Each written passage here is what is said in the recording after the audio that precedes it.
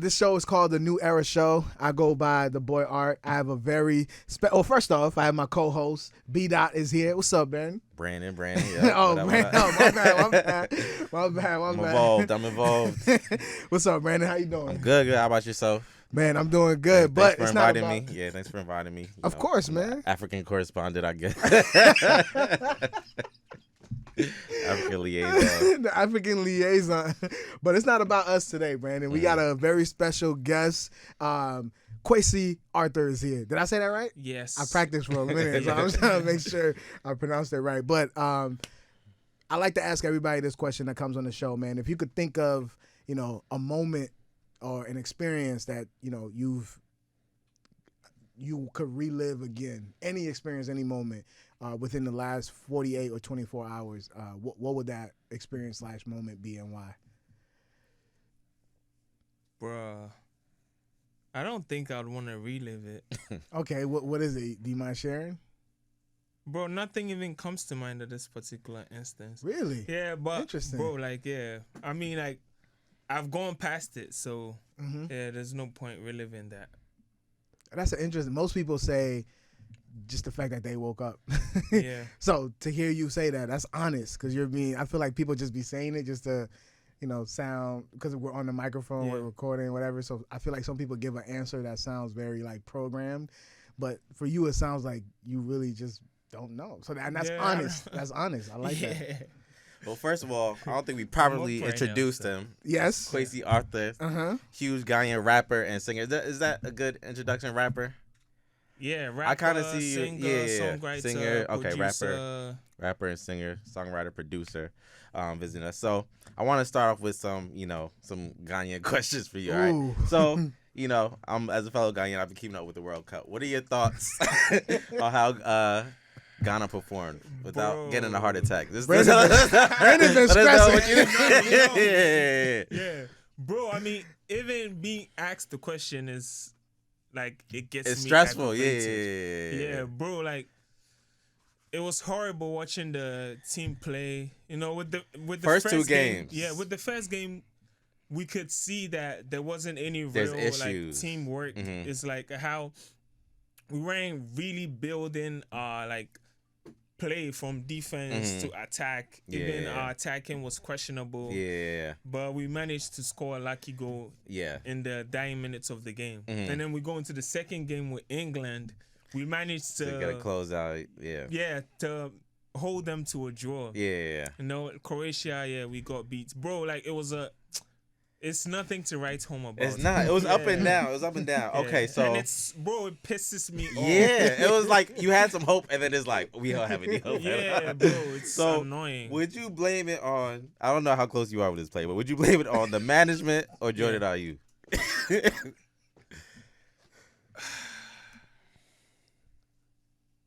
I don't like how Jordan played. I don't. But we can't single him out and be like, oh, you be the play, you did this, so let's hold you accountable for everything. Because it's an 11-man sport. It'll be unfair to just pick him out. The coach put him in the game. Yeah. That's why I was saying the management. Who should we blame? Yeah. What's it called? The team around the coach put him in the game. It's all those people should be held accountable. It's the whole team. I'm not too mad at the defense, though. I'm not mad at the defense. I feel like we just didn't. There was no offense. Even translate, there was no midfield. There wasn't anything special. We weren't building we weren't taking shots. Yeah. He had 0 shots on goal. Yeah, horrible performance. Yeah, it was tough. Because I've seen what the Black Stars can do. Yes, 2010. Yeah, and I think we want to relive those moments with these guys, but it's bro, it's a whole structural change that needs to go on for things to get better. Yeah. They're saying there's some nepotism, his father kind of. Yeah. And it'd be how our Black Stars plays just shows you the state of the country. Yeah. I think It felt like it was more than just the games. It showed you say it shows you there's some corruption or there's something going or there's more to go. No, it's real. I feel like sometimes that's why people take the the soccer's the World Cup so serious. It's kind of a representation of a lot of the countries. Yeah, Like, yeah. Wow. And it's like it gives us a lot of hope. Yeah. You know, because like they're representing us on the world Yeah, stage, yeah, and we yeah. don't really, our people don't really have much to look up to or look forward to On the world stage. So yeah. that is something we hold very dear, and it's disappointing how it turned out for the team. Yeah, yeah. Yeah, I see people Who's retiring Jordan? from supporting the team and all that. I, Which is crazy. I understand, but I'll never do that. But I understand it. Yeah. I understand. It was too stressful. What's his key? Because of what Brandon just said? Why did he ask you if you're holding Jordan responsible? Is he like a key player on the team? He's our So captain. he's the captain. He's our striker. Okay. He's supposed to be scoring our goals for. Okay. Yeah. But like, bro, there are lots of good players in the team. But Jordan Partey was holding. Thomas Partey was holding it down. Yes, and then but there was some young boys on the bench that did get the first game, didn't see the field again. It was just weird. It was weird. Yeah. That's why I say management. There was some when I can't remember number 7's name. I believe he has a Muslim. I can't remember his name, but I was at the Croatia. Was it Fatah? He has a Muslim name. Yeah. Yeah. So they put him in. Every time he touched the ball, he's out. Bro, Attack. yeah, He's aggressive. Yeah. So it was like I feel like that's the energy we needed that whole game, every game. So right. Yeah, Yeah, it was up and down. I'm not all the way mad. I love my Black Stars. Man, soccer talk right there. Yeah. See, it takes me a minute for me to get into soccer. Like, I just watch it for enjoyment, but like I don't understand what's going on. Like, so I think once I get to that level, I'll become. Soccer is an easy sport. passion I guess of, people just don't understand. I guess the offside rules and stuff like that. But it's an easy sport to follow. Some more about like Ghana. As you know, there's like floods going on. The last reports I saw was the death go up to 34 in the country. So I want to know, like, how's your family back home? What are your thoughts on everything that's going on? Yeah, it's very sad that we're still experiencing floods and like this big 2026, and it's like like there's no infrastructure to there's no infrastructure. Our attitude towards sanitation and just keeping our environments like in a sustainable place so these things are avoided, it's just super poor. We've had floods for a long time. Like I lived in Tema. That's where I grew up. So we didn't really experience floods as much because Tema was a really thought out city. We have like huge gutters and it's really kept well, so we didn't really experience floods. But to see the capital city of the country go through that is very disappointing. And like this has been going on for ages, bro. Like I've seen videos or images from like the 60s or the 50s where there were floods in Accra, and it's 50 years along the line we're still having to experience that. Is very disappointing. Praise to Ghana, especially the capital. Hopefully we can. But what can people do though? Like, is it like a collective effort? It's a better drainage systems. Better drainage systems. People put. Or is it people in power? Like, oh, that too. There needs to be infrastructure built for the people to use, and people also like a lot of people just dispose of stuff anywhere. Like we have people throwing their garbage in gutters, throwing it in the streets, so it ends up choking the gutters, and when it rains, like the water has nowhere to go, so it just floods the whole areas, which is very bad. Does it feel weird when you're in a better position in life and people might be back there looking at you like, what are you doing? What are you doing? Like, why aren't you sending resources to help us over here? Does that make you feel awkward? Like, why is that my responsibility? I mean, it used to, but I wouldn't say it does anymore. Okay. I can only do so much in my power. Like, we put people in positions to attend to these situations. I can only speak about these things in my music, and I can only like speak about things that the people go through and like be a social commentator in a sense, but it's like the gutters being built, bro. Like, it's not my job. I can only make people aware, don't put stuff in the gutters. Like, make sure you dispose of your stuff well. But yeah, like I'm not in charge of the budgets to build infrastructure. Like the people we have put in places to do these things have to do it, you know. And in terms of helping people, I do the best I can. Like give to charity, help people, put people in better positions, and also support the people around me. But yeah, like that's as much as I can do, Yeah. you know. And me also making sure I excel in my own rights too. Like I believe that is the most powerful thing I can do because it inspires a whole lot of people who grow up in the situations I found myself in years ago. That's what I'm Be inspired, you know, by my story. Yeah. So you've seen a lot of like anti-immigrant violence going on in South Africa. Yeah. On your latest project, you also have the song "Immigrants." So this is a two-part question. So what are your thoughts on what's going on in South Africa, and what is the meaning behind the song? Like, what inspired you to make this song as well? Yeah, so I'll take what inspired me to write the song first. So the song was inspired by me being in America for a while. You know, around in 2022, that's when I started the song. That's why I did the first verse in Atlanta.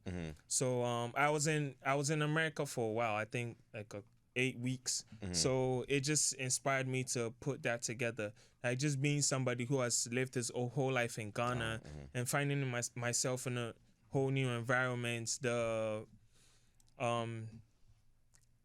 in a whole new culture, bro, like the cultural shock. Waking up somewhere where it's like people have access to like guns and like just on your hip, just open carry. Like you go get into an argument with somebody and next thing you know, boom, boom, boom, like you're done. In Ghana? No, Atlanta. What do you think of? You don't walk around in Ghana, people unless you're allowed to military hold or guns. So just being out here to work, you know, and like just make something for myself, and seeing other people who are also out here trying to make a living, you know, like all of that inspired it. The how do I say this?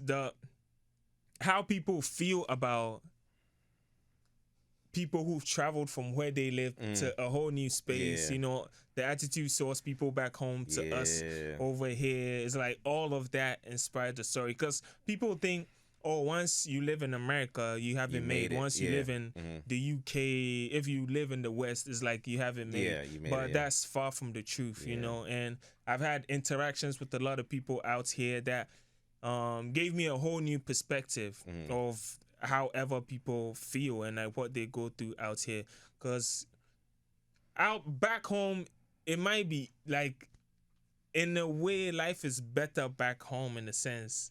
You know, if you look at it, but people here to go through it, you know, but in a different way.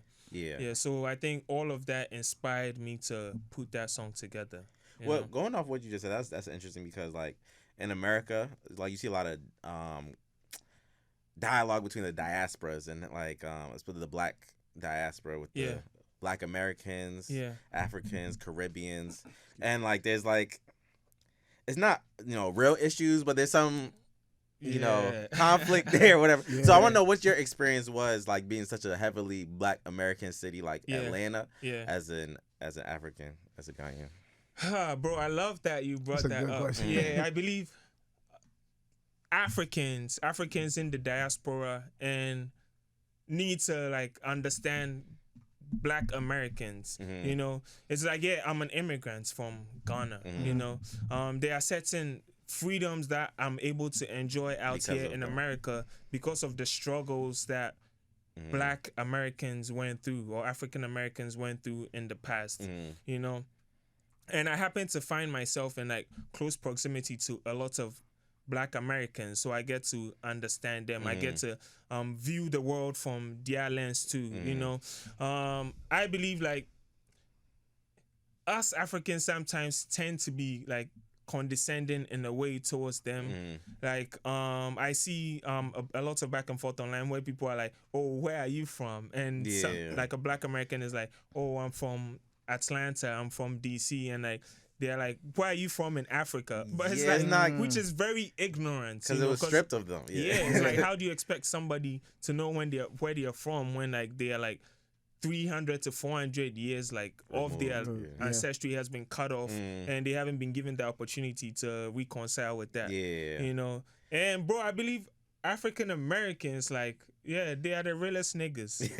You know, like not those are the realest people I've come across. You know, like they are 100% like with me. They've been 100% with me. You know, like they don't hide stuff like how my people back home typically do. You know, they don't sweep stuff under the rug. You know, like they speak truth to power. You know, and I believe as Africans can learn a lot from them. I mean, we already say this all the time because as somebody who's like grew up around a lot of black people in America and my family is Ghanaian, it's like I see both sides and it's like we can learn so much from each other. But we already do, bro. Like people are like, oh, black Americans don't have culture. But how a lot of us black people dress, that's Black American culture. Streetwear, that's Black American. They've been influencing us. That's Black American culture. It's like the music. So they've been influential among us black people.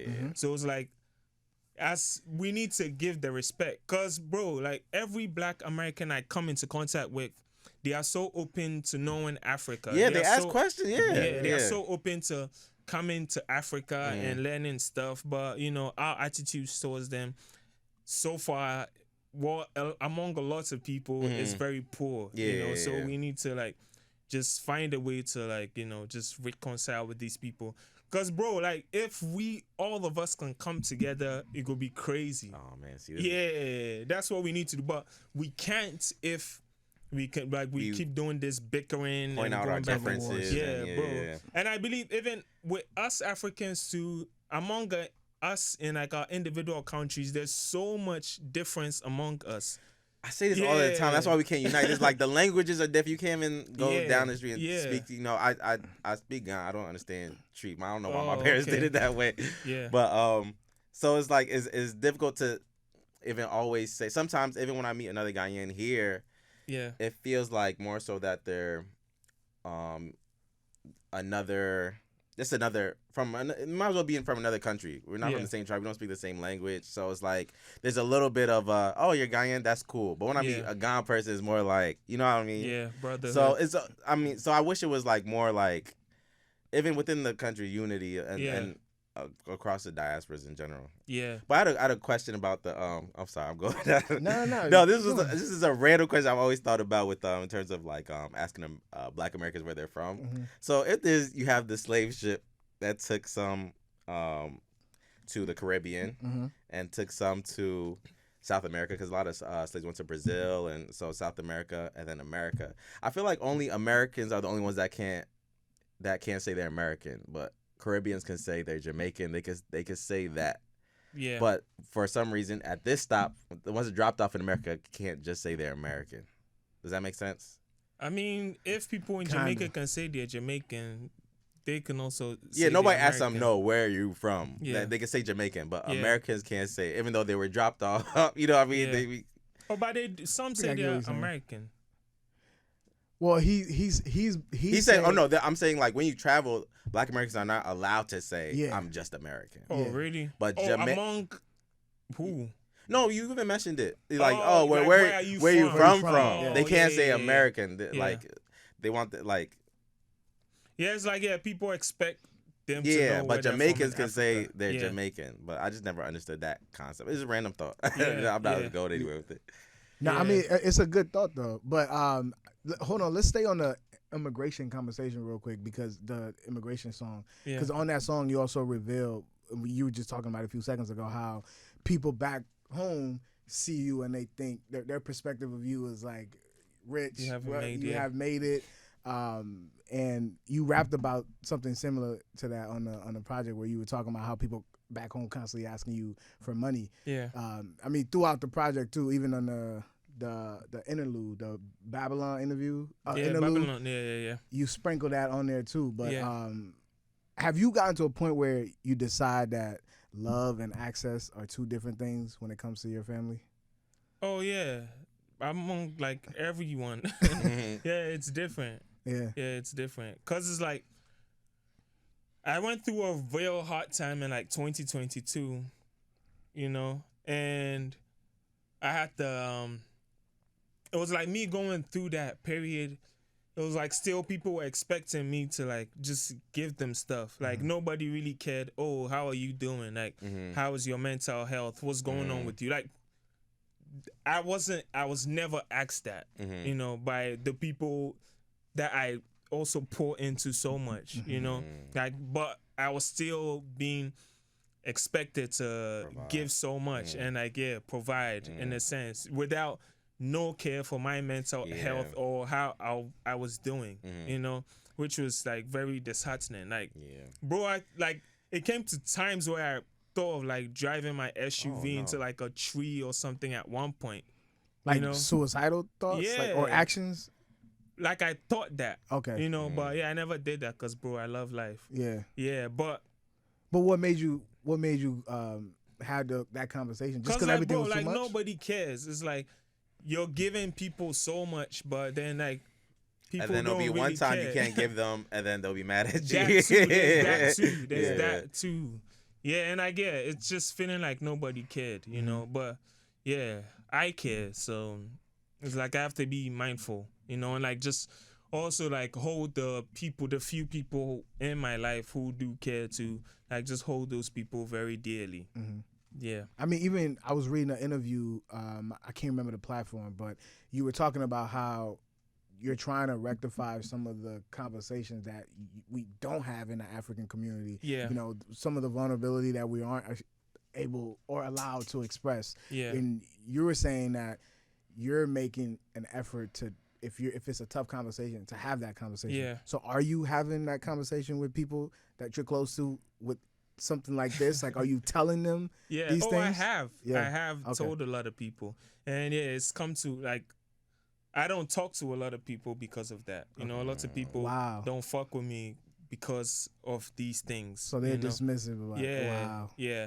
And in terms of like conversations, I don't know if this is the same with you, but coming from an African home, there's so many things we don't discuss. You know, I had to find out about sex on my own. Me too. You know, I had to find out about sex on my own. Like, if I got somebody pregnant, it's like I had to figure all of that. And then you get in trouble for like it was one time I you know, try to have that conversation of being like depressed that one time with my mom. She's like, she said, have you ever seen a Ghanaian that's depressed? And kind of just like brush it off. It's like very dismissive. very dismissive. So I'm like, so in the moment you're like, yeah, I guess. But you're like, you still feel that way. It's like it's heavy feelings.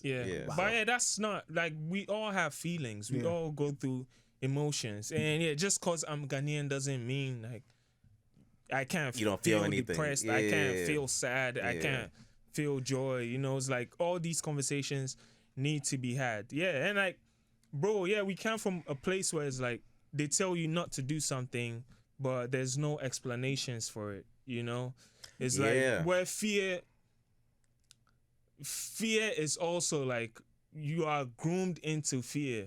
You know, as an individual growing up where we come from, it's like even in schools, like you can't domesticate it, man. To power. You even get in trouble for you're disrespectful for asking questions, like even trying to get a better understanding of things. Even when you question an older person, just because you question them, they're like, oh, you don't respect because of that. If an older person, they do some fucked up thing, if they disrespect you, then you gotta take it. You can't even like fight back or say anything back because they're older than you know. And also like black people in America, you know, have taught me about like how to like, you know, just speak up, you know, because like I see them do the same thing and I'm like, yo, how do you guys have so much confidence or like to say stuff and like just do stuff, you know, which I feel like that's what they learned out of us. So it's like all of these need to be addressed, and I'm hoping one day when I have kids, is like I teach them all this, and I'm not so like oppressive. I don't oppress them. So I have a funny story about you too, right? So I was I was with another like big personality, right? I walked into their office. We were gonna work together, and I seen a big picture of you on the wall. Oh, really? And then so I'm like, oh, you like Kwesi Arthur? He said, he just liked the picture. He saw it, like he saw you as like more of a art, like a model or something like that. It made me think of the post you posted about Glenn and the ground up and all of that about not owning your that you saying that they like are trying to say you don't own your own images and your likeness and everything like that. Can you go more into detail about that post you made about? So in terms of that, I can't really go into details or say anything about it because it's currently in courts in Ghana right now. And I might say something that might be used against me in court. You know, so I can't really go into details. You know, but what I can say is I signed a deal when I was young and hungry, and you know, I didn't really like get the right legal counseling or counsel to help me sort out stuff, you know. So I'm hoping to use my experience like as a lesson for other artists who are on the come up, you know, from where we're from, you know, to like make sure you have the right legal counsel and don't be desperate young or like even if you are, you know what I mean, like I really need this deal to change my circumstances, still try and make the smartest decision, right? So it's like like just make sure you have the right legal counsel before you sign anything, you know, because it's like it might follow you like years to come, you know. Even with the story I told, do you like see that with your images being used in certain places or in certain ways? Especially like the black and white pictures. I met this police guy in traffic who stopped us in Ghana at a barrier. You know, in Ghana we get a lot of police barriers and stuff. And bro, like he was like, yo, like look at my wallpaper. And like they had me and my girlfriend like on his phone, like as his wallpaper, and I'm like, yo, that'd be crazy. Was it as a fan or was he just like fan. As a fan. As a fan. Because I feel like there's also people that might not know who you are, but just like the imagery of the pictures you take. Which is crazy. It's dope. It's like Okay. Yeah, that's very interesting. But let me ask you this though, and I don't know how much you can go into it also, but being that, you know, they did help build you up, give you a platform, an audience, and now it's becoming a thing where you're fighting with them. Like, how do you hold, you know, both of those truths at the same time? The truth for the fact that they did do what right by you, but then also they did wrong by you. I mean, like, we built something together, and this whole thing happened. You know, it's a double-edged sword. You know, and I'm grateful for everything that we were able to do together, everything they did for me. You know, but also it's like I can be grateful and also hold people accountable at the same time. What made you want to release the project though? Because I feel like most artists in that situation would have waited, you know, because it probably would have been too much for them. But you know, you still put out the project anyway. What made you, you know, go out of your? I don't want to say go out of your way, but what made you want to still put it out for the people? I believe it was time for the project to come out. It was time for it, and when it's time, it's like it can't be taken away. Like nobody can stop it from coming out. So it was just the time for this project to be out, and we put it out. So more on the again. Yeah, you can let it. Oh, you got it ready? Thank you. What's up, GQ? So more on the project. You know, Redemption Valley out now. My favorite song is What They Want. That's the one I was on repeat. Dope. I love that song. But I noticed it was like a quick project, 20 minutes. So what made you want to keep it like short and concise, like that 2-minute songs? So the funny thing is, I had a lot of songs that I wanted to put on this, but I believe this message needed to be put across, and these songs summed it up perfectly. Like anything over would have been me doing too much, you know. So it's like these songs needed to be on there, and you know, it's like they follow. Each song leads into each other, like in the perfect way. It's like I say what needs to be said, and you know, I just leave it there. So I mean, I got a message, but what was the message you were trying to convey with this? Just, you know, reclaiming my power. Yeah, reclaiming my power is why I'm like, oh, this is my redemption. I know. Yeah, I'm reclaiming my power. Innocence, these streets robbed from me. Those scars have healed for my body. So yeah, this is my redemption. I'm talking about my experience over the past couple of years. Just being an immigrant and being in a new space. Being in a country where nobody really knows you, and like navigating cultural shock, navigating having the hoes. Just being a new place. Nah, no hoes. Having to like just be human again, and like just navigating this whole new place. That's what I got. New beginnings. Like it just felt like it's a fresh sound and everything. New beginnings. Like the storyline was great. It was a great project. Dope. Like being grateful for how far I've come.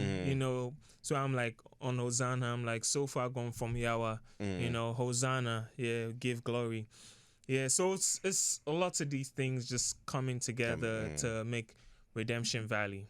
Yeah. You also said that during an interview that this project is a return to self. That you were always on the go and never got a chance to sit and reflect. So yes, I'm curious, like what during that time where you were always on the go and I guess not trying to give yourself that moment to sit. What were you scared of? Sitting still of like what was it about sitting still that was scared, like I guess scary to you? Was it like learning about yourself or learning about whatever you were going through at the moment? Like what was it about that? Yeah, that's a really good question. I think it was just I never got the chance to sit back and view everything. I said this on another interview. Like I was in the middle of my trauma while still on the go. I was moving, doing a lot of stuff while still being in a traumatic place. So it was like I didn't really get the chance to like. There's only so much I can put my mind to. Like I'm only human, so there's only so much I can do. Like just being in the midst of everything, trying to figure out everything. Also being like one of like the only people from where I'm from to actually like make it in a sense is like people expect a lot from you. So being also in the middle of having that while living where I was living and everything, it was just a lot for me. So me moving away, like being in America and being in Atlanta, where I had also in Atlanta, I was like where I was living, it was like I could just go take a walk, like be in the woods, like walk around, just hear the birds like chirp. So that was very like free, and it helped me like just take a deep breath, and like see everything. I did a couple of like therapy sessions which didn't go as well.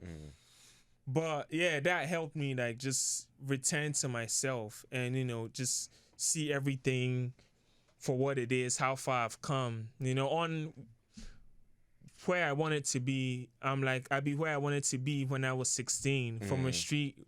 Bro, it's like in 2020, 2019, 2020, I wasn't really like seeing it to the perspective of how big it was, So I believe me taking that time away, being in a place where nobody really knew me, like, it just helped me to even return to that 16-year-old self, that 17-year-old self, have that the energy big eyes that and I the had. dream When I was like, oh, Charlie, I want to make music. Like it helped me return to that, and it's also helped me like have new dreams. Because I feel like I've lived out those dreams of me being 17 and 18 and 16. And like now I have the opportunity to dream again and have new dreams, That's have dope. new thoughts. It seemed like, because what you were talking about before, like 2022 and the mental health, it feels like sometimes, and I don't know if there's a better word, it feels like the industry, the music industry could like break your heart. It can like... it does. Is that what you were feeling? Most times, And then now you like feel more healed and you're ready to, try again. Bro, and I would also say, like, coming from where we come from, you think having access to money is going to make your Solve life everything, better. You think being famous or being known is going to make you feel better, but all of that is like bogus. Yeah. You know, it's like at the end of the day, like whatever need you feel within yourself will still be there. Like all these, the money, you know, go if you chop the money, make you go fill up. Or getting all the girls in the world is not gonna make you. Yeah, bro, it won't give do you any worth. of that. You know, Yes, exactly. So it's like, I believe that moment gave me like that peace I needed to return to myself. Like not having people cheer me on, not having people like be like, oh, that's him. Like for a long time, it helped me, you know, return to myself and like just know what life is really about too, you know, and like just understand what really matters and what doesn't. Okay. Yeah. So when you start, you know, being yourself again, is that when you started realizing how much you love aliens? And bro, I've always had that. I've always thought that. Yeah. You know, in our culture, we say whatever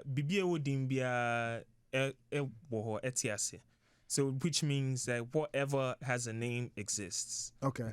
Yeah, so it's like if we talk about aliens, if it has a name, then we believe it exists. But people name it though, right? Yeah, so if it's named, it exists. Okay. We talk about ghosts. Oh, I see what you're saying. Yeah. So I see if what you're like saying. we say if it has a name, it does exist. So when you say, because in the clip I watched of you, you said that you believe aliens live among us. So when you say living among us, do you mean like governments are covering it up, or do you mean like spiritual beings? Like what exactly do you mean? Recently there was a congressional hearing in America about aliens where they were dropping footage and stuff. The things people always think the government does that when they try to distract us from bigger issues like going to wars. They start talking about aliens. Yeah, well, I can't really speak on that because you know I don't want to get deported or anything. Oh no. But yeah, like whatever has a name does exist. Have you had any encounters? You feel no, or seen anything? Bro, there was this one time in Ghana.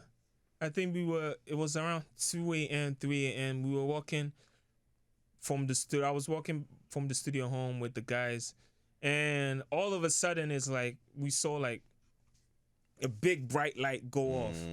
And then this thing, like, just started changing lights from like yellow to orange to red to green. And then it just went away all of a sudden.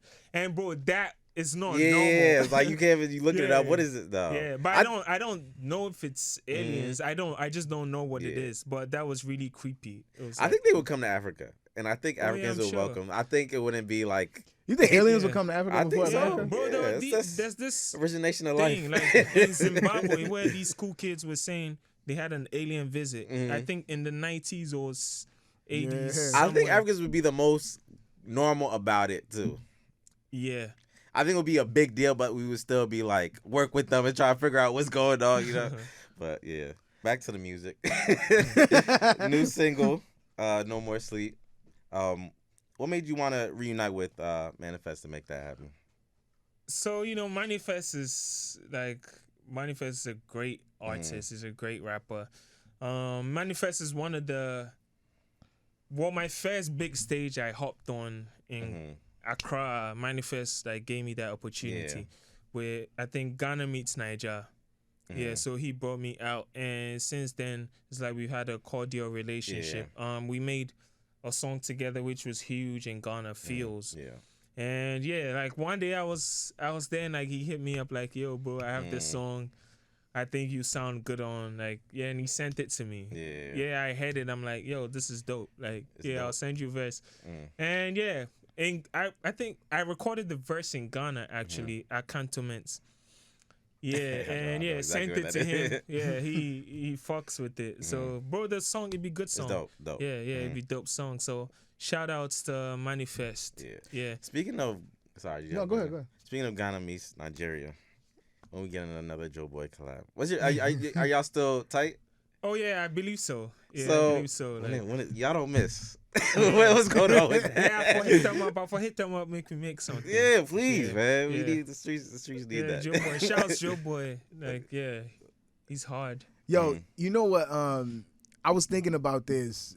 when I was reading this, and it brought me to this question. But you call your music contemporary high life. That's what you call your sound, right? But then the Western world, we call it Afrobeats. Like, do you, in your opinion, or I guess not, does it bother you when Americans have that conversation? Because it feels like, to me, they're flattening, your genre or what you represent. Yeah, well, I make contemporary high life. I make hip hop. I make trap. So I make experimental. You put it all in one. Yeah, but people have no idea what high life is. By the way, I'll be more like, I'll be leaning into contemporary high life more because it's like that represents where I'm from more, and I obviously want to put on where I'm from. In terms of the Afrobeats conversation, I believe that's a tag the world puts on African music. It was like it's an umbrella. Everybody lazy. African is yeah, Afrobeat. It's a super lazy way of describing our sound. It's like they're like, oh, what do we call this? Oh, Afrobeats. Yeah. And then they just named everything from Africa Afrobeats. They just learned about Amapiano. They just figured that one that is different than everything me else. Me too. I just learned about that. Yeah, It's crazy. Like, there's so many genres in Africa. Yeah. There's like, we have even Ghana. Even high life has like hip different elements like to it. We have high life. We have Boga high life. Yeah, we have what's it called? Like there's other variations of high life. We have hip life as well. So the Afrobeat title doesn't offend you at all. It don't. I mean, I wouldn't say I'm offended by it, but I would say that's not a perfect representation of music from Africa. Yeah, because we have more genres than Afrobeats. Yeah. It's like putting R&B, pop, country music all and calling it America pop. American pop. Yeah, exactly. Yeah. So, how would Americans feel about that? Yeah. So you left Ghana, but a lot of people are coming back. I see a lot of Americans have been buying properties. They're living there. A lot of the tourism is going crazy. What are your thoughts on? Do you think it's a better thing, like them coming back, or is it making life harder in any way with prices going up? When what happens with when tourism goes up? Like, what are your thoughts on Ghana becoming the hotspot? Oh, it's a gift and a curse. Yeah, it's a gift and a curse. I love that. Our people in the diaspora and like Black Americans and people who have who grew up outside of Africa are like, oh, let me go buy land back there. Let me go live there. We love that. Yeah. Like, because we need to reconnect, as Black people all over the world. Like, it's very necessary for us, and Dirty December, stuff like Dirty December, a lot of people what's from outside. What's Dirty December? So Dirty December is it's a thing we do in December in Ghana. I didn't go to Ghana, people who are people who live outside of Ghana, like in the West, typically like go home around that time, and there's constant parties, there's super enjoyment. Oh my God! All December round. Yeah, so like I think 4th January, where everybody goes back to wherever they live. Yeah, so it really goes crazy. Yeah, I didn't never heard of that. Yes. No, I never heard of that. Yeah. But it makes stuff like very expensive for the locals. Which be some way. That's what I was thinking. Yeah, but also it's like Dirty December it only affects Accra. It doesn't really trickle down to other areas in the country. And we have so many beautiful places. Yeah, people don't know. Yeah, people think it's only Accra. Tema doesn't flood. So it'll be lovely for people to go to Tema. It might not have as many, it might not be as developed is it even development or is modernization? It might not have like the, what's it called? The Burger Kings or the KFCs and all that. Yeah, we were talking about that today. Tema, though. Oh, you do? Oh, I didn't know. Yeah, we do have that in Tema. But even like the street parties and like the outside things are all. I love those. Yeah. It goes crazy. Yeah, we have the beach in Tema. It's a really lovely place, and it's cheaper compared to Accra. I gotta go there more too. I think I've only been there a couple of times. What, Tema? Yeah, Tema. Yeah. So you're on the Redemption Valley tour right now. Yes. You're Boston. New York, Yes. Connecticut, Nah. or DC, Yeah. and then London, Yes. Uh, Yeah. In Atlanta as well. Atlanta. Yeah. You sold out London before, right? And Yes. and New York, right? Yeah. Which one has been your, I guess, in the past? You which coming one- to New York July which one was your 24th, by favorite? the way. Yeah, July 24th, you'll be in New York. I'll put that date down. Yeah, of course, yeah. 18th July we're in Boston. Yep. Yeah, and 1st August we're in DC. 6th August we're in Atlanta. Yeah, so you guys pull up. It's going to be super exciting. Which stop has been your favorite? Ever in America. Well, those two particularly. Yeah, 'cause like you've where do you only get the done New most York reception from? London. Like the most love, you think? It depends. Like London. Yeah, you mentioned Crazy that out out there, there. yeah. I can see Yeah. that. Yeah, like we were saying off air, air, yeah. it's like Mhm. there's more Ghanaians in like a central place, you know, Yeah. compared like to America, which is like more spread out. I feel like New York will be crazy too, though. Like Oh I feel yeah, like there's a lot will. of It will. Africans in. Yeah, it in- will. in I mean, there. we're bringing the energy, so it's promised to be crazy. Yeah. It could be madness. Do you bring surprises for your show? Like, do you Yeah, bring sometimes. out guests? Are you doing that for this go around, for this tour? Pull up, we'll see. Particularly. yeah, pull up, we'll see. Well, who are some friends that you know in New York that we might see? Pull up. Pull up, we'll see. Surprise. Yeah, pull up. All right, man. That's all we got for you. Thank you so much for joining us today. Great talk, man. Yeah, thank you so much for having me, man. Yeah. Of course, it's of been course. amazing. We can't wait to pull up and see what the show is gonna be like. Yeah, Hopefully, there's some girls that we can- yeah, Yeah. pull up. Bring out the Ghanaian Yeah. girls. Yeah, I love Ghanaian women. I'm saying that right now. Oh, then pull up. They'll be They'll be there? Some out there. They love your music. Oh yeah. Oh yeah. I'm there. Those are like the champions of my music. Really? Yeah. So we know they take them play. yeah. So if you're coming, you better like, bro, you for be straight. Yeah. No playing shit. Oh man. Like you're coming to find your wife, bro. Oh word. Yeah. Oh shit. Yeah. So, Well, my brother, straight. man, it was great chopping up with you. Is there anything else we need to know before we get out of here? Redemption Valley tour. Yeah, make sure you get your tickets. Tickets are out now. Redemption Valley, the album is out now. Make sure you check it out too. It's on all platforms. And yeah, make sure you follow me on all social media, Kwesi _. Yeah, Charlie, thank you guys so much. All of you who support me, I appreciate you all. Thank you so much. Big love. All right. You know you got my first name, right? Your last name is my first name. Arthur. Yeah. Oh, fire. Yeah, Oh, but you shortened it to Art. Yeah. People did that for me. I didn't Oh. people just started calling me Art. So I just ran, you just naturally go with it. So Art. Cool. But yeah, everybody else, this show is called The New Era Show. It's Power 105.1. Brandon, appreciate you, bro. Yo, thanks for having me, man. It was great. All right, y'all. We'll see you on the next one. Peace. Yeah, thank you so much, man. Yep.